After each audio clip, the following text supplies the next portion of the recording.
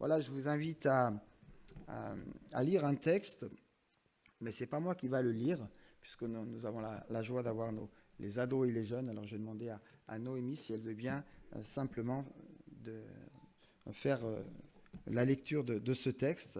On va lire Ésaïe chapitre 62, voilà, les versets 1 à 12, c'est tout ce chapitre. À cause de Sion, je ne me tairai pas. À cause de Jérusalem, je n'aurai de cesse que sa justice paraisse comme l'aurore et son salut comme un flambeau qui s'allume. Alors les nations verront ta justice et tous les rois ta gloire, et l'on t'appellera d'un nom nouveau que la bouche de l'Éternel déterminera. Tu seras une couronne splendide dans la main de l'Éternel, un turban royal dans la paume de ton Dieu. On ne te nommera plus délaissé, on ne te nommera plus la terre, désolation, mais on t'appellera, elle est mon plaisir, et l'on appellera ta terre l'épousée. Car l'Éternel trouve son plaisir en toi, et ta terre sera épousée. Comme un jeune homme devient l'époux d'une vierge, ainsi tes fils deviendront pour toi comme des époux. Et comme la fiancée fait la joie de son fiancé, ainsi tu feras la joie de ton Dieu. Sur tes murs, Jérusalem, j'ai posté des gardes, et ils ne doivent jamais se taire, ni jour ni nuit. Vous qui faites appel au souvenir de l'Éternel, pas de répit pour vous. Et ne lui laissez aucun répit, jusqu'à ce qu'il se rétablisse, jusqu'à qu'il rétablisse Jérusalem, et en fasse un sujet de louange sur la terre. L'Éternel l'a juré par sa droite et par son bras puissant. Je ne donnerai plus ton blé pour nourriture à tes ennemis, et les fils de l'étranger ne boiront plus ton vin nouveau, produit de tes labeurs. Mais ceux qui auront amassé le blé le mangeront et loueront l'Éternel, et ceux qui auront vendangé boiront le vin dans les parvis de mon lieu saint. Franchissez les portes, préparez un chemin pour le peuple, frayez la route, ôtez les pierres. Élevez une bannière au-dessus des peuples. Voici l'Éternel, il fait entendre ceci aux extrémités de la terre. Dites à la fille de Sion, voici ton sauveur, il arrive. Voici le salaire est avec lui, et que les fruits de son activité le précèdent. On les appellera peuple saint, racheté de l'Éternel. Et toi, on t'appellera recherché, ville non délaissée. Merci. Je ne sais même pas si elle a eu le temps de respirer, dis donc. Merci en tout cas, parce que c'est très courageux. Et puis c'est bien aussi que vous puissiez, voilà, avec les adultes, avec les parents que nous sommes, eh bien, vous sentir aussi à l'aise au milieu de nous. Alors voilà un texte qui va introduire mon propos, encouragement et détermination en ce début de rentrée, de reprise. Alors oui, j'aimerais ce matin que nous puissions nous encourager les uns et les autres pour aller de l'avant dans notre marche et dans notre progression avec le Seigneur. Alors peut-être qu'il y a parmi nous des personnes qui sont pour plusieurs raisons dans une forme de perplexité ou peut-être dubitatif face à ce qui est devant nous, qui se sentent peut-être quelque peu affaiblis ici ou là dans leur vitalité, qu'elle soit physique, qu'elle soit spirituelle, et du même coup que peut-être leur premier amour pour le Seigneur, eh bien, s'en trouve affecté. Certains encore doutent peut-être présentement de l'efficacité de leur propre vie en Christ, et peut-être se posent la question suivante, mais qu'ai-je apporté de bon en ce bas monde ? Qu'ai-je pu dire ou faire qui ait réellement changé quelque chose dans la vie de cette personne, dans ma propre vie, dans ma propre famille ou encore dans la vie de mon église locale, là où le Seigneur me demande de le servir et de le glorifier ?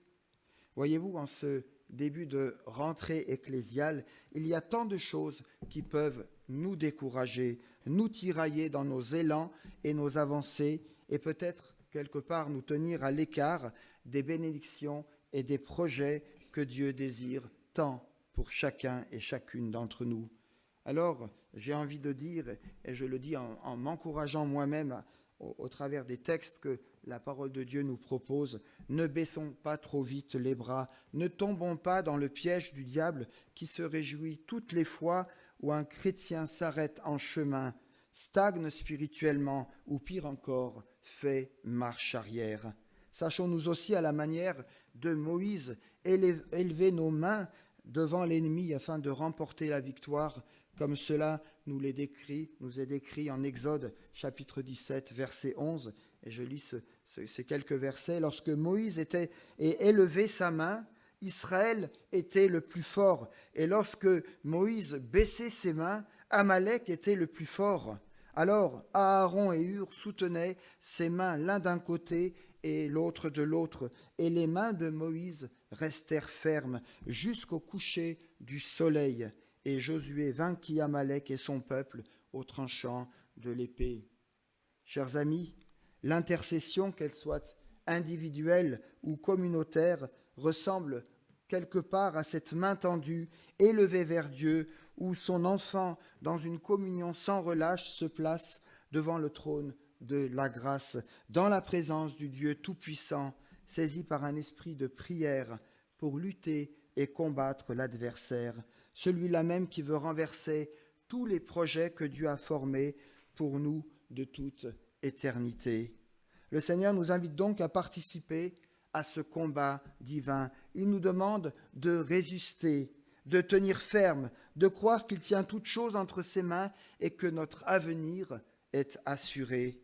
Comme il le disait jadis à ses disciples incrédules et si peu sûrs d'eux, Jésus, par l'action de l'Esprit Saint, veut faire retentir en nous cette même parole salutaire qui nous dit, et c'est Jésus qui parle, « Croyez en Dieu, croyez en moi.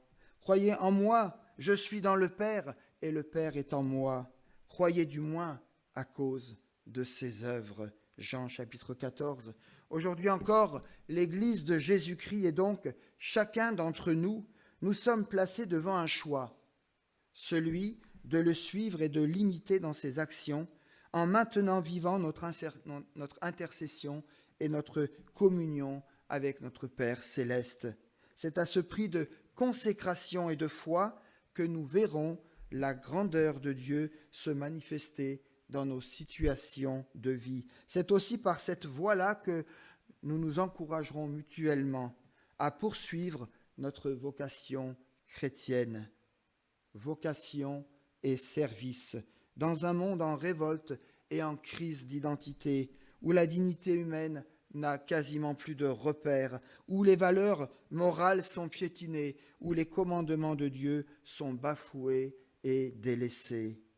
Vocation et engagement aussi dans l'Église, malgré les tempêtes et les réalités du corps de Christ. Qu'en était-il pour le peuple de Dieu, à qui Ésaïe adresse ces paroles qu'il reçoit du Seigneur? Les hommes et les femmes qui entendent ces paroles de la bouche du prophète se souviennent encore très bien des événements de l'exil à Babylone. Et dimanche dernier, on a parlé de ces exilés de Babylone. Ils se souviennent de la joie ressentie lorsque les premiers exilés sont revenus à Jérusalem. Quel espoir! Quel horizon prometteur s'ouvrait alors devant eux! Vivre en harmonie dans la ville sainte comme peuple élu et béni de Dieu. Mais ce qu'ils ont espéré ne s'est pas réalisé comme ils l'ont imaginé, comme ils l'ont voulu et pensé. Car le peuple était divisé entre autochtones et nouveaux arrivants. De plus, le temple n'était toujours pas reconstruit. Les moyens manquaient. Et s'il y avait eu une commission de sécurité pour les bâtiments, elle n'aurait certainement pas donné l'autorisation de célébrer le culte à cet endroit même. Par ailleurs, beaucoup d'exilés étaient encore restés à Babylone et en Palestine. Les cultes des idoles connaissaient aussi une nouvelle recrudescence.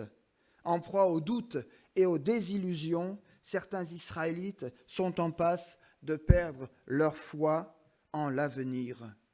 Je ne sais pas où vous en êtes quand vous regardez aujourd'hui et demain et l'avenir, si vous êtes encouragé, si vous êtes dubitatif, si vous êtes en train de dire « j'attends de voir et puis j'ajusterai en fonction de la situation ».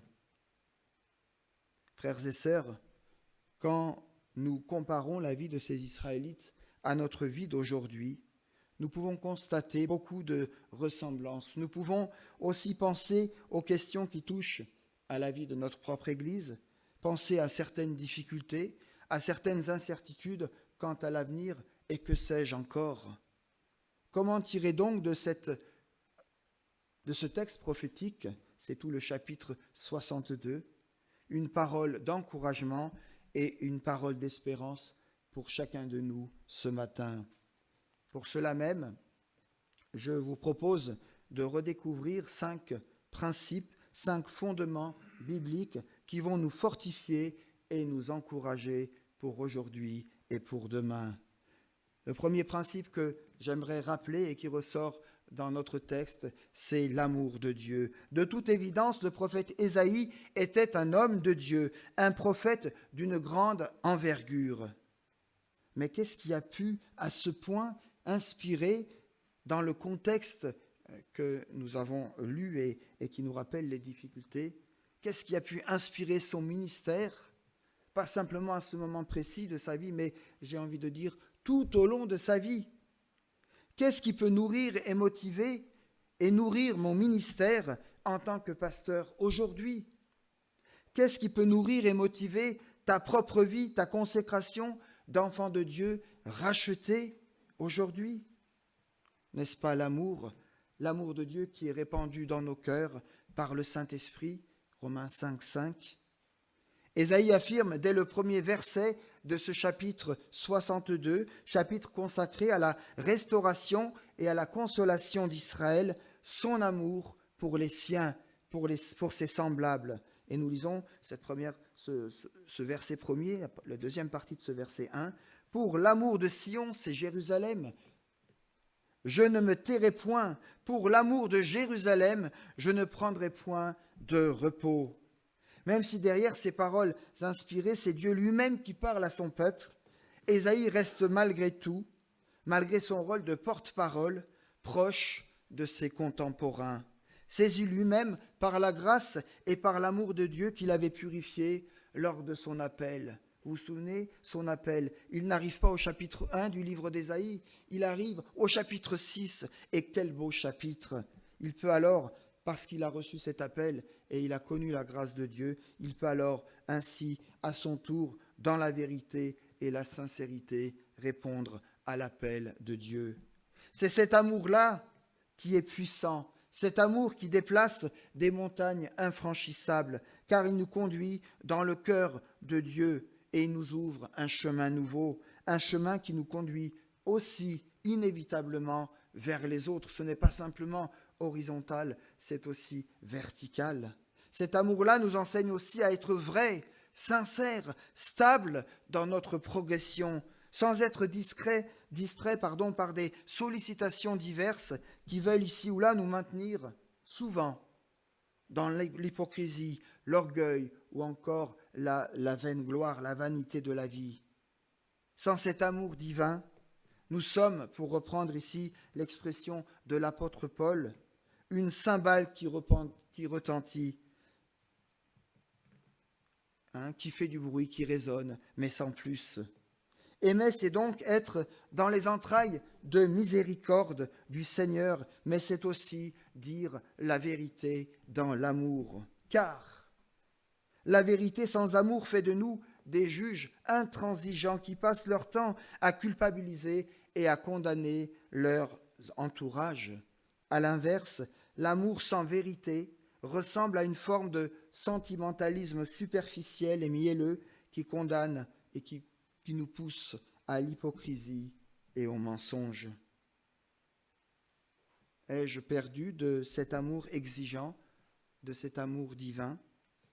Mon amour pour Dieu me pousse-t-il à prier pour mes proches, pour ceux que je côtoie, pour ceux qui même peut-être me dérangent ou ici ou là me chagrinent?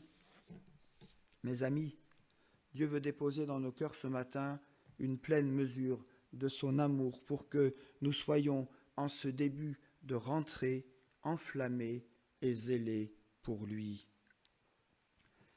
Deuxième principe que nous trouvons dans ce texte, c'est cette prière fervente. Ésaïe, avec tous ses défauts et ses manquements, était malgré tout un serviteur pleinement engagé dans la prière. Une des préoccupations, un des rôles du prophète était aussi de rappeler au souvenir de l'Éternel tous ceux et celles qui avaient besoin d'être libérés, guéris, écoutés, consolés. Et mes amis, aujourd'hui, le nombre de toutes ces personnes est grande, dans l'Église et hors de l'Église. En un mot, d'être sauvés. Il avait des yeux ouverts et des oreilles attentives pour reconnaître les priorités et les besoins des autres. C'est ici, me semble-t-il, tout le sens du verset 6 et 7 qui fait écho dans notre texte. Sur tes murs, Jérusalem, j'ai posté des gardes. Ils ne dorment jamais, ils ne doivent jamais, se taire ni jour ni nuit. Vous qui faites appel au souvenir de l'Éternel, pas de répit pour vous, et ne lui laissez aucun répit, jusqu'à ce qu'il rétablisse Jérusalem et en fasse un sujet de louange sur toute la terre. En tant que sentinelle spirituelle, en tant qu'enfant de Dieu, avons-nous aussi encore cette sensibilité chrétienne et ce désir ardent de prier? Déjà moi, connecté avec le Seigneur, comme cela nous a été rappelé tout à l'heure, mais aussi ensemble, communautairement. Certes, ce n'est pas une chose facile, car la prière demande du temps, de la constance, de la fidélité, de la ponctualité, de la discipline. Mais elle n'en demeure pas moins l'une des armes les plus efficaces qui nous ait été donnée. C'est pour cela que l'apôtre Paul insiste tant sur cet aspect solennel lorsqu'il dit entre autres, et ce n'est pas les textes bibliques qui manquent, « Priez sans cesse, en toutes circonstances, rendez grâce, car telle est à votre égard la volonté de Dieu en Jésus-Christ. » On aurait pu traduire autrement, et Paul aurait pu dire « Car cela fait plaisir au Seigneur, et c'est un moyen pour vous de recevoir ce que vous demandez dans la prière. » Ce n'est pas ce qui est dit ici, car telle est à votre égard la volonté de Dieu en Jésus-Christ. Dieu attend, et pourtant il sait ce qu'il y a dans mon cœur, avant même que nous ouvrions la bouche et que nous parlions, il sait ce que nous allons dire, et pourtant c'est la volonté de Dieu en Jésus-Christ, que je puisse prier, que tu puisses prier, que nous puissions, sur l'autel de la grâce, déposer nos joies, nos peines, nos soucis, nos incertitudes, nos combats, nos défaillances. La langue du monde spirituel est la prière. Et puisque ce monde est la source de notre force, de notre joie et de notre paix et de tout ce dont nous avons besoin, il est absolument essentiel que nous la parlions. Et nous disposons d'un parfait enseignant et traducteur pour cela. C'est le Saint-Esprit lui-même.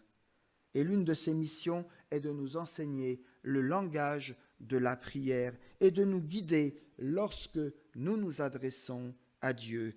Nous n'avons pas toujours conscience de cela, nous pensons que ce soit écrit ou que ce soit spontané, à ce que nous allons dire, et puis nous voulons faire les choses correctement, mais l'Esprit Saint est là aussi, il nous accompagne dans notre prière, car il peut interpréter, entre autres, nos prières devant Dieu, quand même nous ne savons pas toujours comment les formuler et comment nous adresser à Dieu, ou peut-être même nous sommes gênés de nous adresser à Dieu à cause de telle ou telle situation.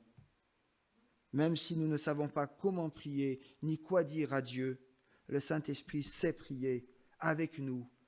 J'ai même envie de dire à notre place parfois, en transformant notre prière, nos soupirs, nos gémissements et nos cris en louange, en adoration, et il nous place dans l'attente du Seigneur. Il partage avec nous les pensées de Dieu et nous aide à les percevoir dans toute leur valeur. Ésaïe était aussi un homme persévérant, déterminé dans son engagement et son service pour Dieu. Ça paraît simple à dire, ça paraît normal, c'est un prophète, c'est un homme de Dieu, on attend le minimum, c'est ça. Il n'y a rien de simple, il n'y a rien de gratuit, il n'y a rien d'automatique. Ce prophète, Ésaïe, était persévérant jusque dans l'accomplissement de la victoire. Facile de commencer les choses, plus difficile d'aller jusqu'au bout et de les attendre, sans même les avoir encore vues. Et comme l'apôtre Paul qui traitait durement son corps afin d'être trouvé de toutes parts agréable à Dieu, Ésaïe ne s'accorde aucun repos parce qu'il veut être fidèle à ses engagements qu'il a pris envers Dieu Et c'est là ce verset premier qui dit « Je ne me tairai point, je ne prendrai point de repos ». Alors, ne déformons pas ce texte, Dieu veut aussi nous donner du repos, mais parfois on est dans le combat, parfois on n'a pas le droit de s'arrêter, parfois il faut continuer, il faut persévérer. C'est le temps de Dieu, c'est le temps du combat, c'est le temps où nous sommes avec Dieu dans cet exercice de prière, d'attente. Quel exemple de fidélité pour nous, preuve incontestable de son amour et de sa dévotion pour son Seigneur.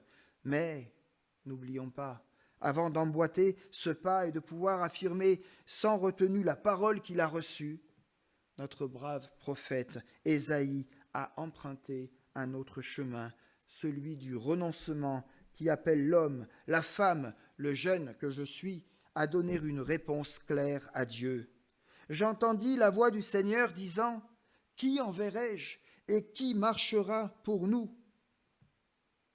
Et je répondis « Me voici, Seigneur, envoie-moi. » Ésaïe, chapitre 6, verset 8. C'est là, sous le regard attentif et compatissant de Dieu, qu'un jour, il orienta à jamais la destinée de sa vie.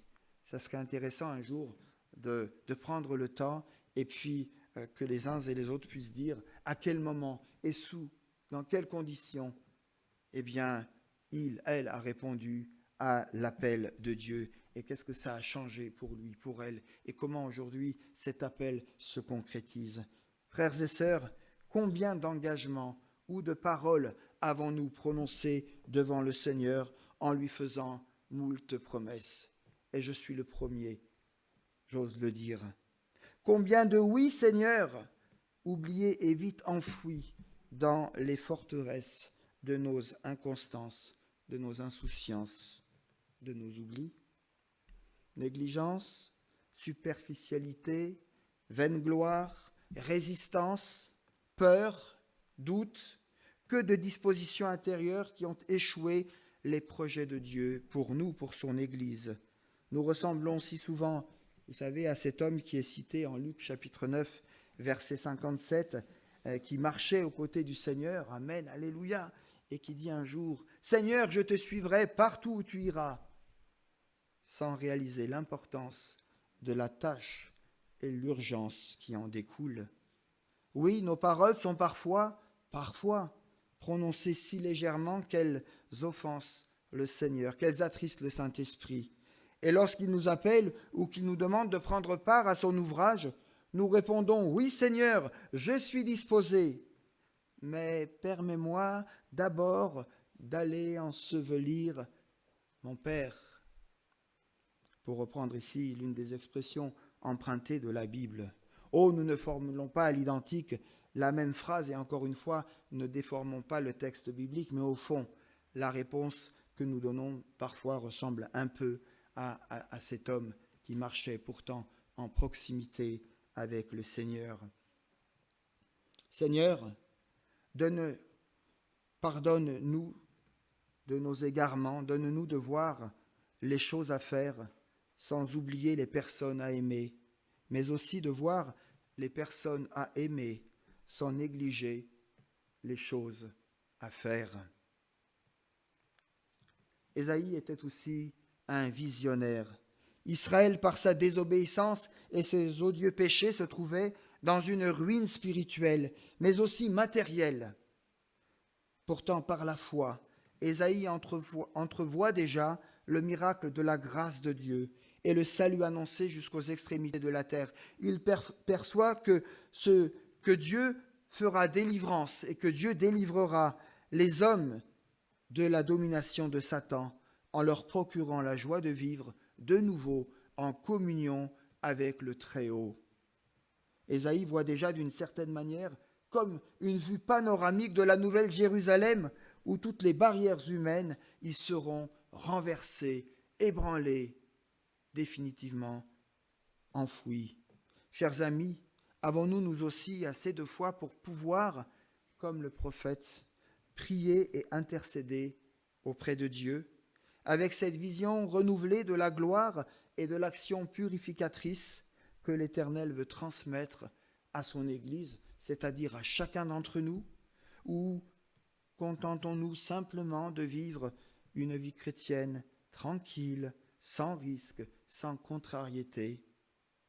Christ veut ce matin briser tout esprit d'incrédulité. Y a-t-il de l'incrédulité dans ton cœur ce matin? Tout esprit de découragement. Y a-t-il des personnes qui sont découragées ce matin, ici ou derrière leur caméra? Tout esprit de négativisme. Tout esprit de médisance.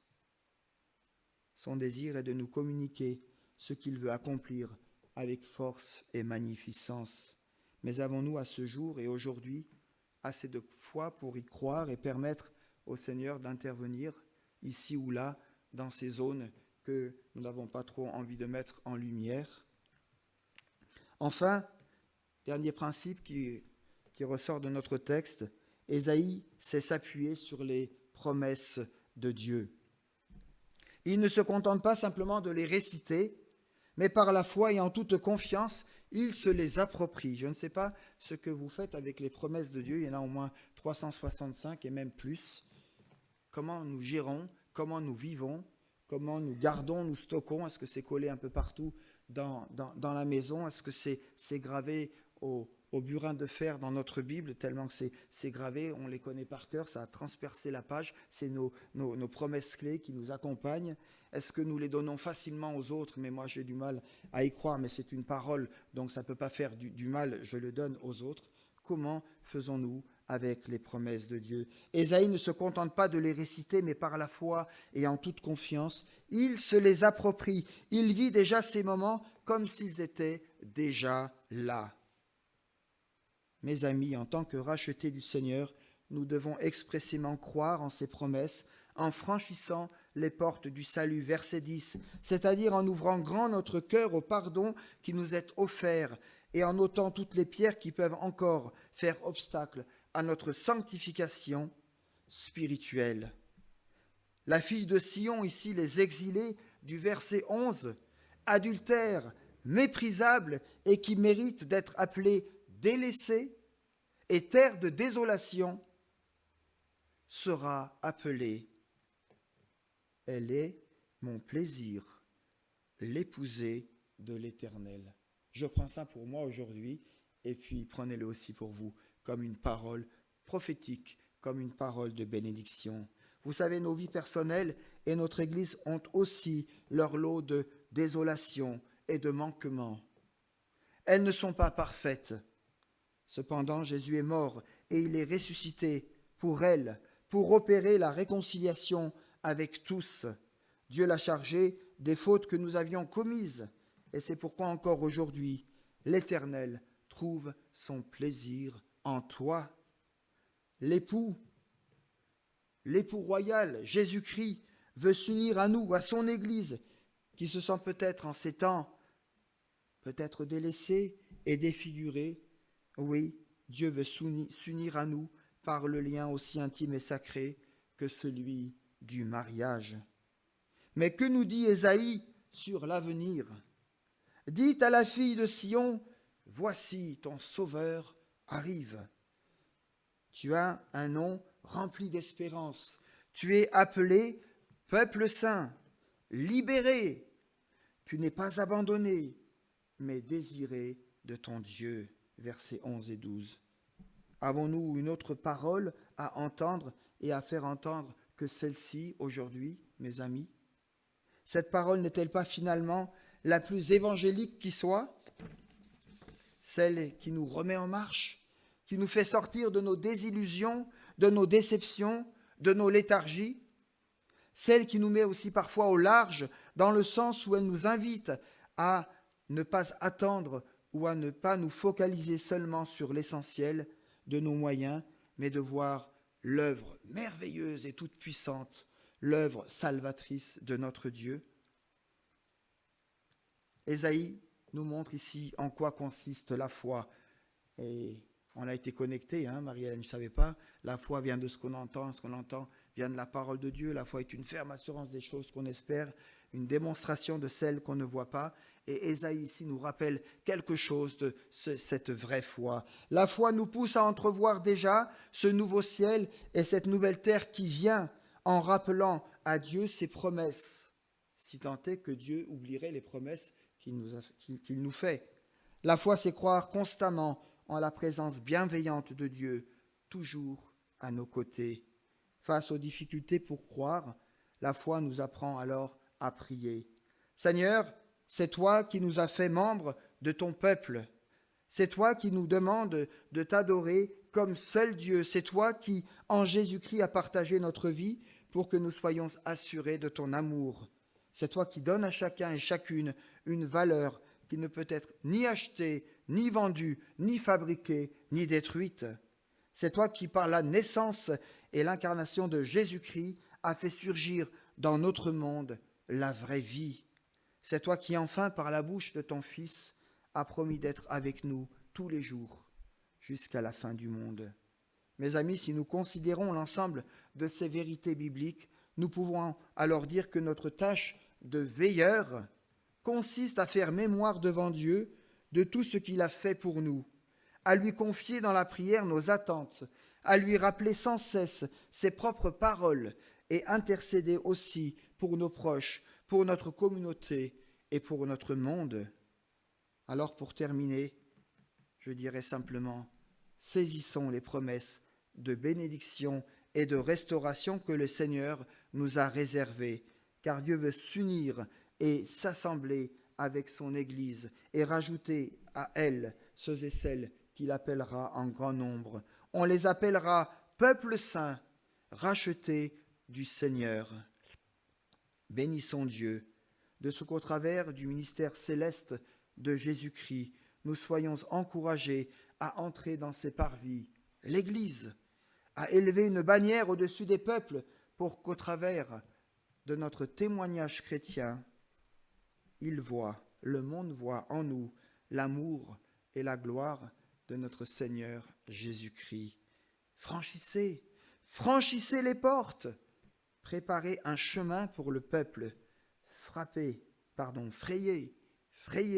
la route, verset 10. À la suite d'Ésaïe, mes amis, dressons des signaux d'amour pour tous les peuples de la terre et ensemble prions pour qu'il ouvre grand les portes de demain, en nous confiant sa vision, celle qui dépasse de loin certainement nos limites et qui nous rendra par la grâce de Dieu et par la puissance du Seigneur, acteurs dans la vie et pour la vie autour de nous. Amen. Amen. Voilà, nous allons encore...